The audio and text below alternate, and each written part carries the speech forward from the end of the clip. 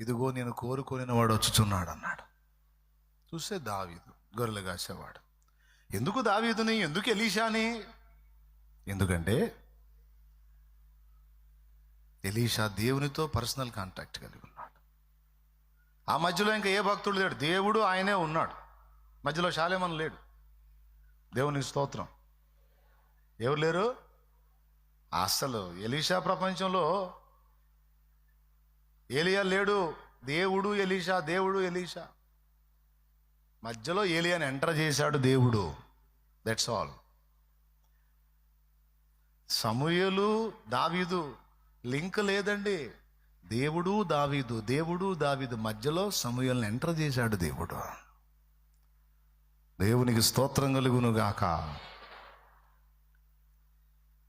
ఎందుకు వాళ్ళకి ఈయనకి తేడా అయింది? దావీదుకి రాగానే చట్టుకొని లేచాడు. ఇక దేవుడు మాట్లాడుతున్నాడు. అదిగో నేను కోరుకున్నవాడు వచ్చాడు, పోయి తైలం పోయిపో, నేను ఏర్పరచుకున్న నా ప్రజల మీద రాజు ఇతడే అన్నాడు. రాజు ఇతడే అన్నాడు.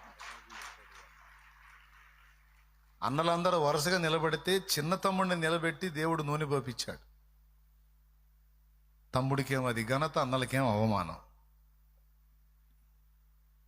అంతేనండి.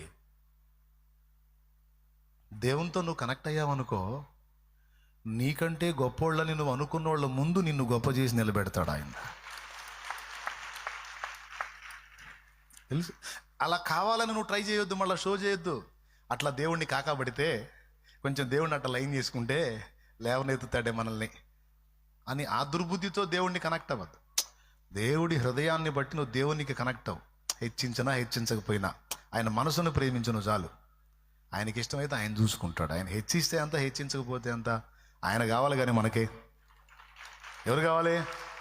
అదే చెప్పు యేసయ్యతో, అదే చెప్పు. ఏమయ్యో నువ్వు హెచ్చిస్తావని ఏదో చేస్తావని కాదు, నువ్వు నాకు నచ్చావు అంతే, నువ్వు నాకు నచ్చావు అంతే. స్తోత్రం.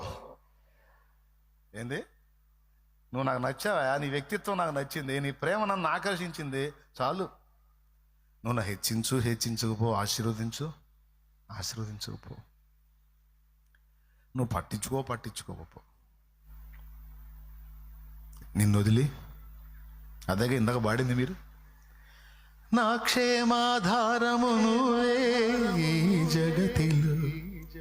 ఆక్షేపణ అంటే విమర్శించను, ఏ కొరతలు ఆక్షేపణ చెయ్యను నేను,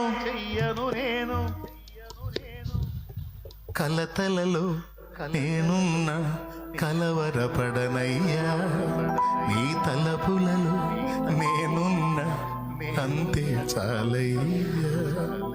చాలయ్యా, నీ జ్ఞాపకాల్లో నేనుంటే చాలు. నువ్వు నాకు పలావు పెట్టావా, పచ్చడి పెట్టావా, వద్దు.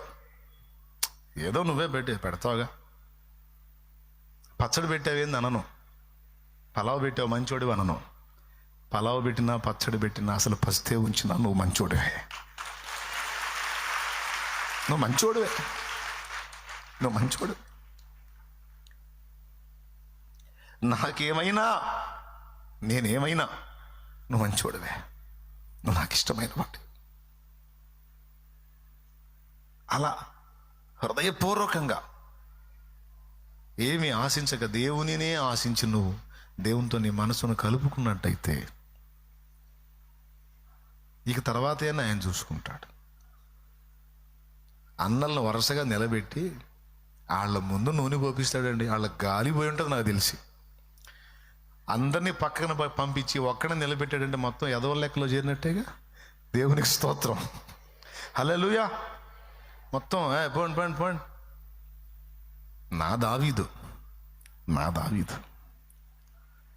ఎందుకే నీ దావీదు? ఏంటి నీ దావీదు అంటే, దావీదుకి నేనంటే పిచ్చిలే, దావీదుకి నేనంటే కాకా పడుతున్నాడే, కాకాలు పట్టే టైపు కాదు, అవసరాన్ని తీర్చుకోవడానికి దువ్వే టైపు కాదు. నేను అవసరం తీర్చినా తీర్చకపోయినా దావీదుకి నేనంటే పిచ్చి. నేను సాయం చేసినా చేయకపోయినా వానికి నేనంటే ఇష్టం. వాని హృదయం నాకు తెలుసు. నా దగ్గర ఏదో ఆశించి కాకాలు పట్టాడు, భజన చేయడు.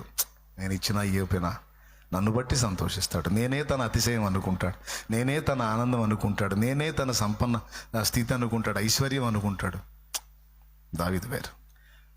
మరైతే ఇప్పుడేం దావీదు పరిస్థితి అంటే, నన్ను ఇంతగా ప్రేమించిన దావీదు నేను హెచ్చించకుండా ఉంటానా? నా దావీదుని నేను తప్పకుండా హెచ్చిస్తాను. అట్లాగా దేవునితో వ్యక్తిగతంగా లింక్ అవ్వాలండి మీరు. అది మీరు పర్సనల్గా లింక్ అవ్వాలి దేవుడితో. నీకు ఆయనకి నీకు అలాంటి అనుబంధం ఏర్పడాలి. మీలో ఎంతమందికి ఉందో అనుభవం?